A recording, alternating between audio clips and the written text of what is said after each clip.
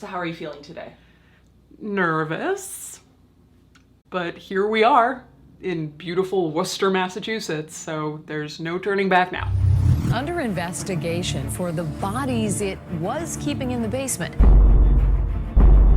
An investigation found the improper storage of decomposing bodies. This funeral director admits the situation did get away from him. Some neighbors complained about a smell, and the city of Worcester issued a public nuisance order. It was a rather shocking kind of inspection. At least 9 decomposing bodies. On a cold day in Worcester, Massachusetts, I went to visit Peter Stefan at the funeral home he has owned since 1975. I wasn't entirely sure how much Peter was going to be willing to talk with me about these recent events and accusations, mortician to mortician. But I also know how much Peter has done for his community, and that his side of the story deserved to be told. This is such a beautifully preserved historic home that it really doesn't seem to me like the kind of place that what happened could have happened. You may know the name Peter Stefan in connection to the Boston Marathon bomber Tamerlan Tsarnaev. We've talked before about Peter's role in the secret burial of Tsarnaev, facing death threats, protesters, rocks thrown at his staff. Peter is known as the man who cares for the dead that no other funeral home will take. Unclaimed bodies, the indigent dead, criminals, Peter will not refuse a body or a family this one final dignity. He has said, "We bury the dead. That's what we do. Doesn't matter who it is. I can't separate the sins from the sinners." The Worcester Police Department has been quoted as saying, "When there's no family, our procedure has been to call funeral homes until one agrees to dispose of the deceased." In the past, this has often been Peter's mortuary, Graham, Putnam, and Mahoney. But a willingness to care for every single body that comes his way has caused more than a little controversy for Peter. In September of 2019, neighbors reported a bad smell coming from his funeral home. Upon investigation, 9 improperly stored, unclaimed bodies were found to be decomposing in the funeral home's basement. Peter had accepted the bodies from UMass Memorial Medical Center on May 29th, and some had been dead for over a year. They stayed at Graham, Putnam, and Mahoney through the hot months of the summer. If this channel has taught you anything, it's that there are lots of bad funeral directors out there. Funeral directors who lie, steal, disrespect bodies and families. Funeral directors who endanger the well-being of the public. The question for me was, what do you do when you find out that someone you look up to, someone who's done so much for his community, has been accused of being one of those bad funeral directors? And that's why I went to Worcester. How do you reconcile what you know about Peter versus all the stuff that's happened recently? I think that what people don't understand about abandoned and unclaimed bodies in the United States is that there are thousands of them at any given time, piled up in the back of a cooler somewhere. You're never supposed to leave bodies to just decompose in your basement. But on the other hand, 9 bodies versus the scale of this problem and the scale of the bureaucracy and the scale to which these people are not being cared for versus everything else Peter has done for his community. It's hard to reconcile, and I don't know if we're gonna get closer today or not. I'd met Peter before at conferences and talks, but being in his funeral home gave me a fuller understanding of him. The walls are lined with plaques thanking him or awarding him for his service. Every photograph or trinket or painting had a story that usually included someone that Peter helped. Heading away from the warmth of the home's public areas, we headed downstairs into the basement, where we found not unclaimed bodies, but the unclaimed cremated remains he's been storing, many that predate him back to the turn of the 20th century. This led to a conversation about the state's lack of support regarding cremation of unclaimed bodies. These are cremated remains that probably go back over 50 or 75 years. Behind me, probably 100 years. People just don't claim them, the reason being they don't know what to do with them. They can't bury them. They don't know if they can scatter them or where to scatter them. It's difficult to do that these days. So people leave them because they don't know what to do. Eventually we're going to have some sort of a group burial rather than keep here in the basement.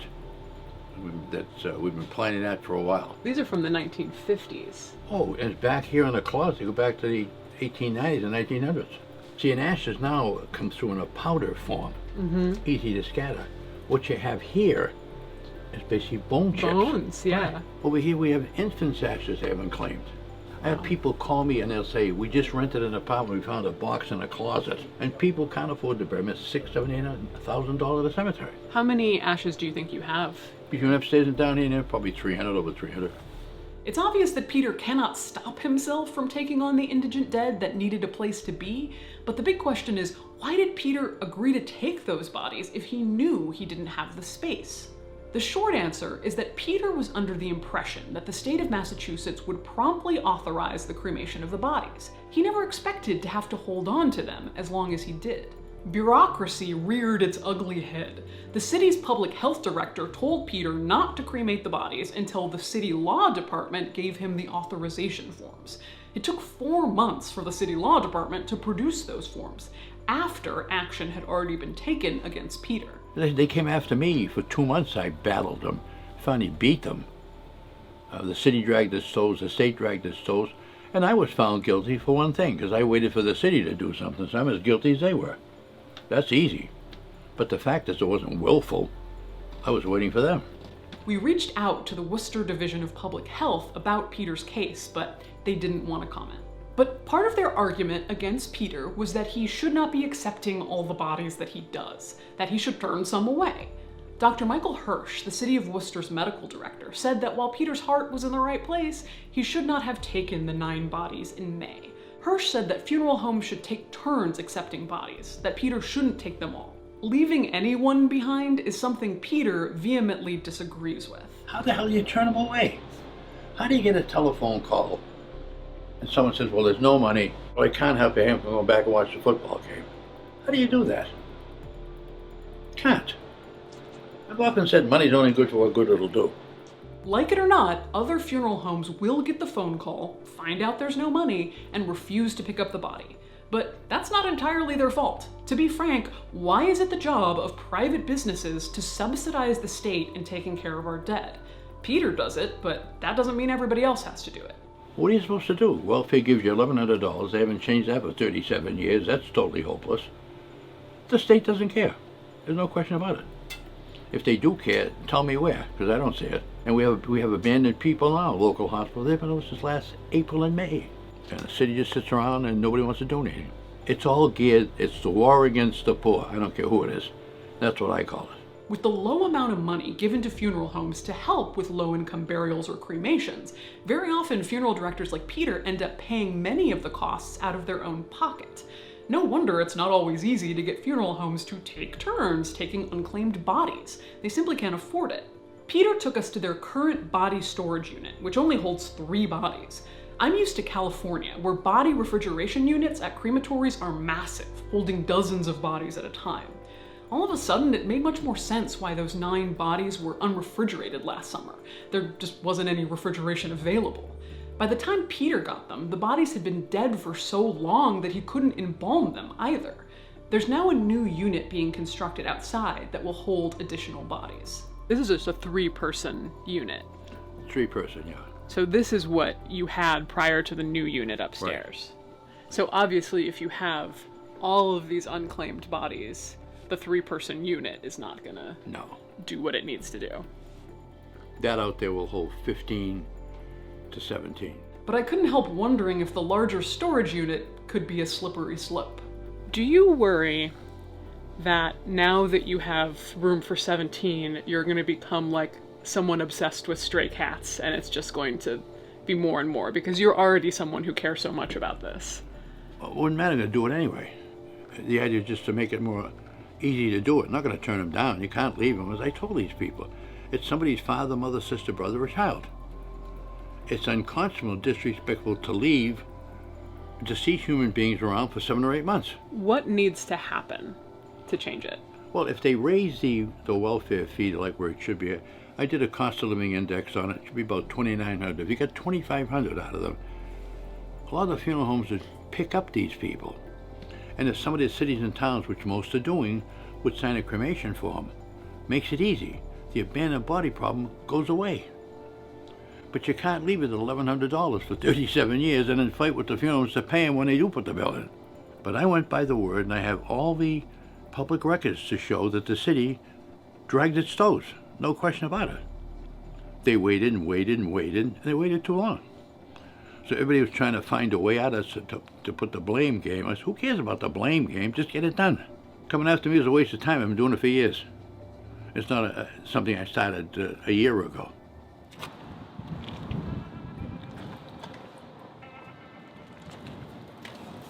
I'm standing in the shell of what will ultimately be a 15-person body cooler on the property of the funeral home. There's going to be backup generators, and it will be able to stay within the Massachusetts legal limit of storing unembalmed bodies between 34 degrees and 39 degrees Fahrenheit. Peter wants to be able to use this space not only for the unclaimed bodies, but potentially if there's some sort of mass fatality situation, it will be an option there as well. This is the sort of thing, of course, that you really wish he had had before this all happened. So those 9 bodies had somewhere to be. What it comes down to is that body storage is a problem. It's a problem in Worcester, Massachusetts. It's a problem all across the United States. Creating more coolers, more morgues, that's a great first step, but that doesn't help the process move faster. That doesn't mean there's more money to take care of these people. And it's going to continue to be a problem. After spending the day at the funeral home, am I any closer to reconciling the two sides of Peter Stefan? Not to put too neat a bow on this, but yes, I think I can reconcile the two. Not because I necessarily agree with what he did.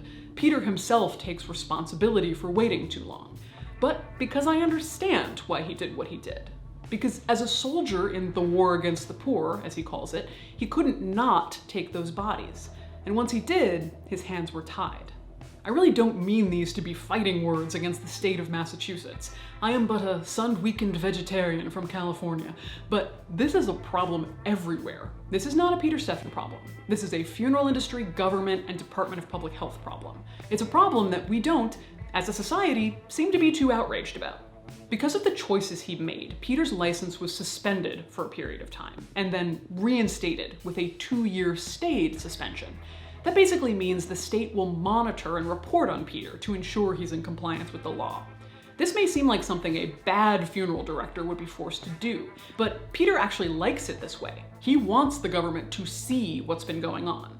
In my opinion, Peter Stefan is not one of the bad funeral directors. He just cares less about optics and his reputation, and more about helping those in need of his care, which is rare, and a little startling to be around. In a good way. This video was made with generous donations from death enthusiasts just like you. But speaking about ties, I had a lady come in here. Husband died. Couldn't have any money, so I said, look, we have a suit here. Say it's a very loud tie. Like these, look at the ties. You don't like the tie? Too bright. I said, you like my tie? Yeah, I took my tie and put it on him. She calls me 3 times a year to thank me for changing the ties.